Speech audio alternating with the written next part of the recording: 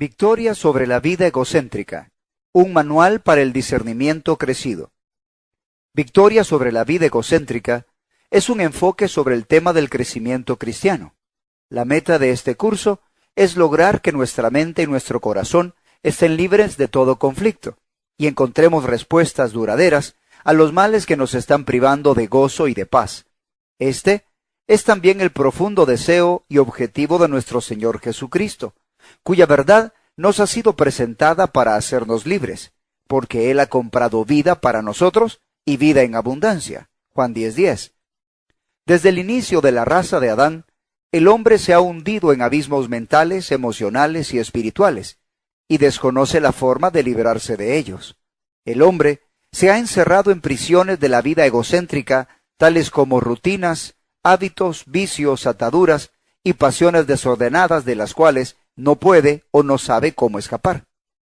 Hasta los cristianos nacidos de nuevo y llenos del Espíritu Santo luchan contra estas cosas, y aunque es verdad que el creyente tiene que bregar con el sistema mundial y con el diablo, este no es su mayor enemigo.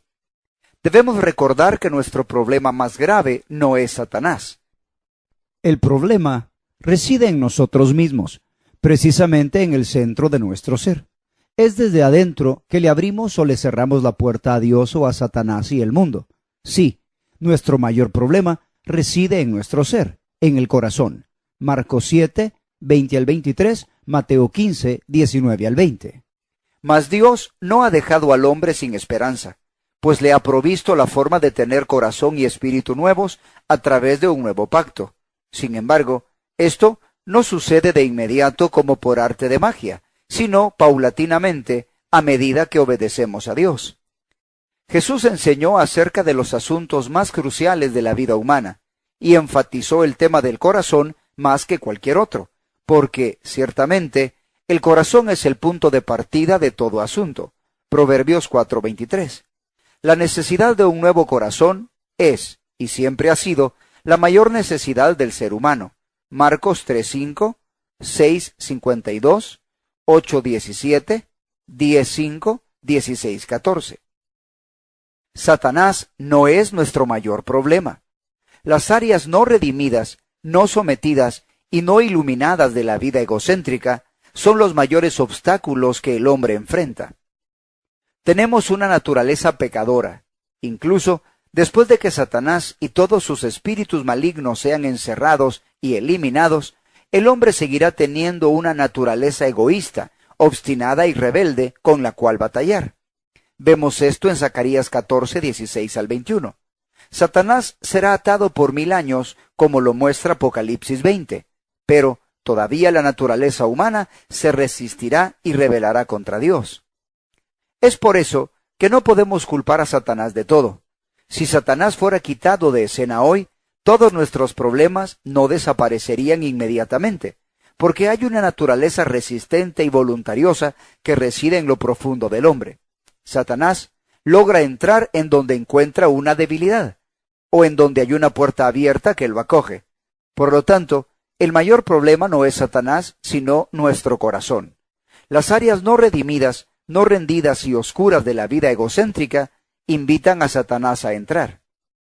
Un corazón puro es la clave para mantener fuera a Satanás. Jesús dijo: «Viene el príncipe de este mundo, y él nada tiene en mí». Juan 14:30. Como hombre, Jesús no tenía áreas de su vida sin someter que le permitieran la entrada a Satanás. Todas las puertas estaban cerradas, toda hendidura estaba sellada. La mente, los sentidos, las meditaciones, las motivaciones, la voluntad y los afectos, todos estaban consagrados a Dios. Satanás no pudo encontrar ni un solo lugar por donde introducir el pie en la puerta.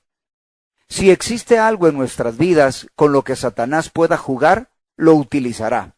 Satanás no le teme a predicadores, ni a profetas, ni a hacedores de maravillas, pues él mismo animó a Jesús a hacer milagros. Mateo 4:3. Pero le teme en gran manera a los hombres y mujeres que se empeñan en hacer la voluntad de Dios, porque serán los que lo destruyan y tomen su lugar. La hipocresía le abre la puerta a Satanás. Pedro le preguntó a Ananías: ¿por qué llenó Satanás tu corazón? Hechos 5:3. Esta es una pregunta que escudriña nuestro corazón.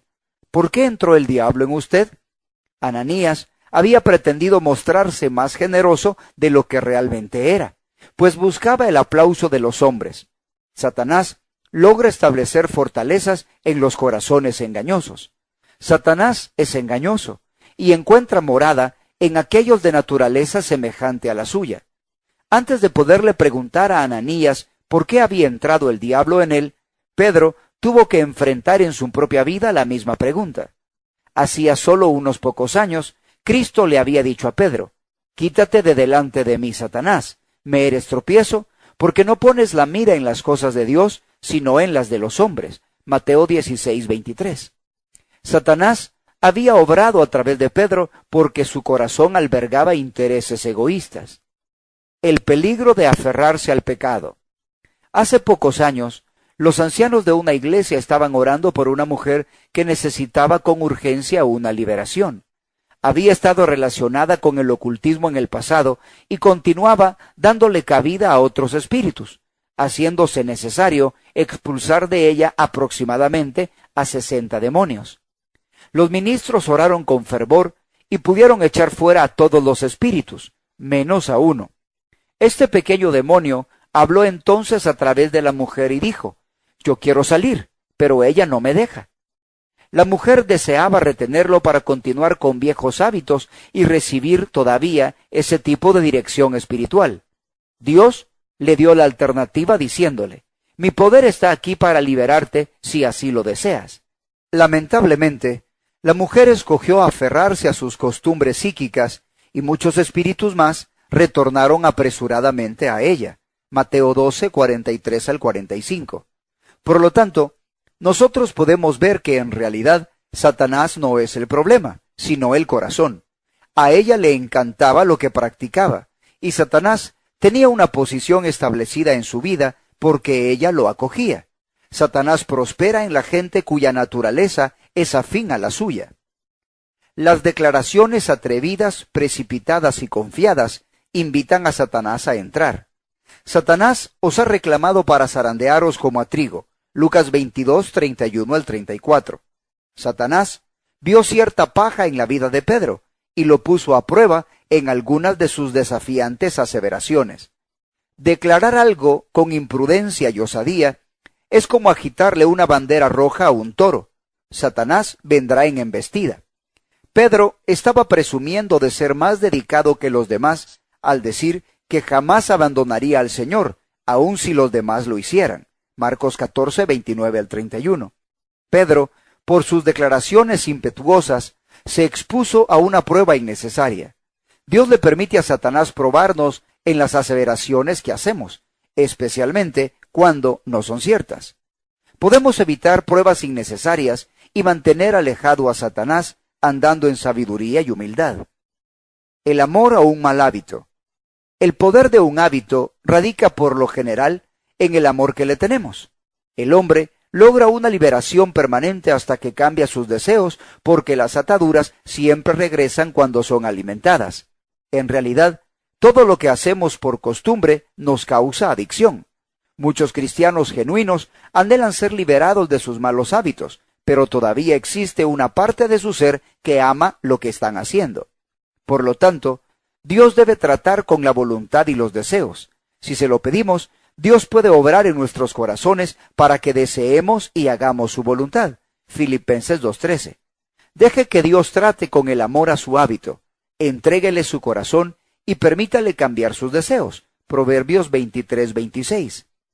Muchos de los que anhelan caminar en la senda de la santidad concluyen diciendo: «Es muy difícil e inalcanzable para mí». Quizá andar en ese camino no sea fácil, pero es posible por su gracia. La falta de perdón, la renuencia a perdonar, le abre la puerta a Satanás. Satanás, un amargado y resentido, tiene comunión con aquellos de su misma naturaleza. Muchas veces, las personas no se sienten perdonadas por Dios porque no han perdonado a otros. Marcos 11:26. Cuando un hombre no perdona a otro, se ata a aquel con el cual está resentido y sus pensamientos están diariamente controlados por la persona a la que no ha perdonado. La falta de perdón entrega al hombre a los verdugos. Mateo 18, 21 al 32.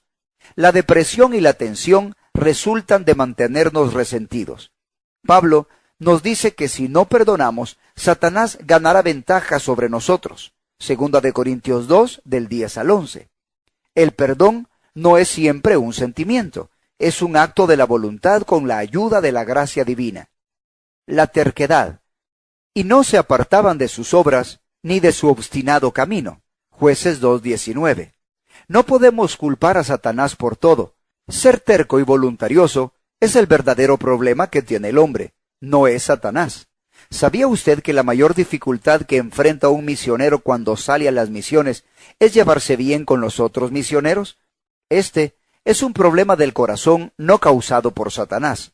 Pablo y Bernabé se separaron a raíz de un desacuerdo muy acalorado, y ninguno de los dos estuvo dispuesto a ceder. Hechos 15, 36 al 41.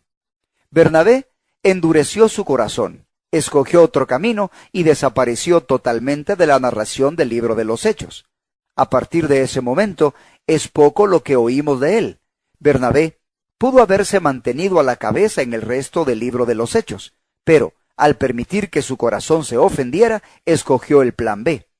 Muchos cristianos, por haberse resentido, escogen otro rumbo para sus vidas, y con ello renuncian a una parte de su corona por haberse salido de la ruta que Dios les había escogido. Apocalipsis 3:11. Las inseguridades. Las inseguridades, unidas a otras áreas de flaqueza, hacen al hombre vulnerable a las opresiones del diablo. Lea Números 5, 12 y 14. En el versículo 14, un espíritu de celos cayó sobre cierto varón porque pensó que su esposa le había sido infiel, lo cual no era cierto. Sus imaginaciones, así como la sospecha y la inseguridad, fueron las aberturas por donde entró la opresión diabólica y operó por medio de él. No se preocupe por reprender el espíritu de celos, sino que edifique la vida interior del hombre con la palabra de Dios, el poder del Espíritu Santo, una mente renovada y la gracia de Dios. La falta de disciplina. Obrar en forma indisciplinada expone al creyente a los ataques del enemigo. Proverbios 16:32, 25-28. Cuando las personas llevan una vida floja y sin disciplina, los muros protectores se derrumban, haciéndolas vulnerables al ataque de espíritus malignos. Darle cabida a las drogas, alcohol e inmoralidad son ejemplos de no gobernar en absoluto nuestro espíritu. Todas estas cosas hacen que se desmoronen los muros que Dios ha levantado a nuestro alrededor y permiten que malos espíritus ganen acceso y dominio. Asimismo, la desobediencia y la pereza derriban estos muros de protección, permitiendo que los hombres sean mordidos por la serpiente. Lea Eclesiastés 18. Tome asiento por un rato y haga una lista de las cosas que podrían estar echando abajo el muro protector que Dios ha puesto a su alrededor. Las imaginaciones. Las imaginaciones también le permiten al enemigo avanzar sobre nosotros. Segunda de Corintios 10, 3 al 5. Génesis 37, 28 al 35. Jacob pensó o imaginó que su hijo José estaba muerto. José no estaba muerto. Ya se trate de una idea basada en la realidad o en la suposición, podemos sufrir mucho con la mente. Por 22 años, los pensamientos le produjeron a Jacob un espíritu angustiado. Jacob pasó muchos años de duelo y depresión debido a las imaginaciones que su mente concebía. Dios desea librarnos de nuestras mentes naturales. El amor al mundo. Pablo dijo, Demas me ha desamparado amando este mundo. Segundo de Timoteo 4:10. No podemos culpar a Satanás por la caída de Demas. Él tuvo una enseñanza inmejorable, vio milagros asombrosos, experimentó el poder de Dios, tuvo una magnífica comunión cristiana y le fue dado un excelente ejemplo, Pablo. Demas amaba este mundo, y el problema estaba en su corazón, no en Satanás ni en la falta de comunión cristiana. Tampoco en los pretextos que la gente acostumbra dar para justificar su caída. Las motivaciones perversas. Hechos 20, 29 al 31. Pablo había predicado en Éfeso por espacio de 3 años, advirtiéndoles diariamente que estuvieran arraigados, afirmados y establecidos en Dios y en su palabra, porque llegaría un día en que Él ya no estaría con ellos. Iban a tener que seguir firmes por sí mismos bajo un liderazgo joven y serían probados. Cada iglesia y cada individuo en particular será probado en algún momento.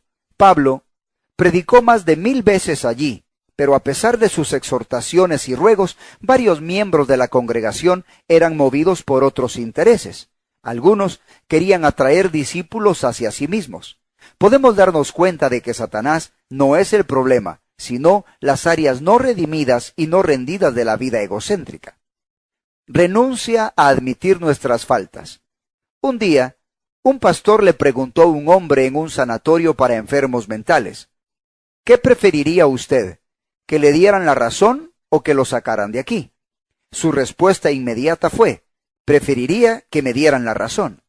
Dicho sea de paso, por esa misma actitud fue llevado a ese lugar. Segunda de Timoteo 2, 25 y 26. Estoy convencido de que muchas veces la única manera de recuperarnos del lazo del diablo es admitir la verdad acerca de nosotros mismos y no justificar nuestro comportamiento o defender nuestra posición. A menudo, el único camino para obtener liberación es confesar: tengo un problema, esto es lo que soy.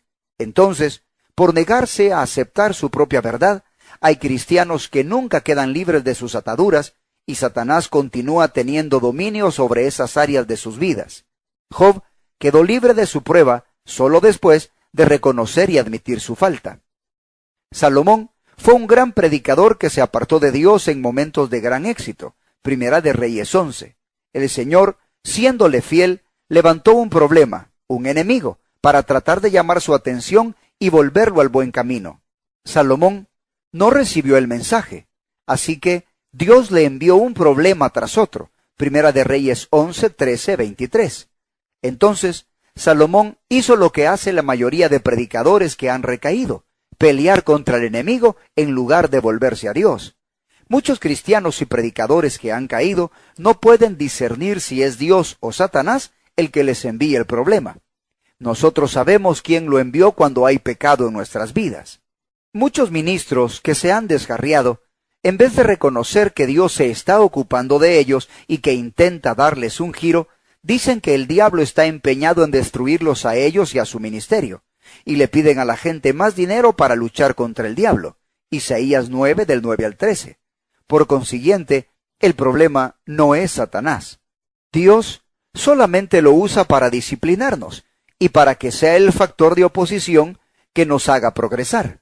El verdadero problema es nuestro corazón. Satanás está aquí únicamente para probarnos. Lea Apocalipsis 2:10, 20:10. Cuando Dios haya terminado de usar al diablo para probarnos, lo destruirá. Las motivaciones incorrectas, la rebeldía, la autoconmiseración, la ingratitud, la renuencia a perdonar, la dureza de corazón, la lectura del material indebido, escuchar la música indebida, el estar en lugares indebidos y en mala compañía, todas estas son las verdaderas razones por las cuales se introduce Satanás. Quizá lo que necesitamos es más arrepentimiento y reprender menos al diablo por cualquier causa. Hay ocasiones en que lo más apropiado es encender la luz y no reprender a las tinieblas.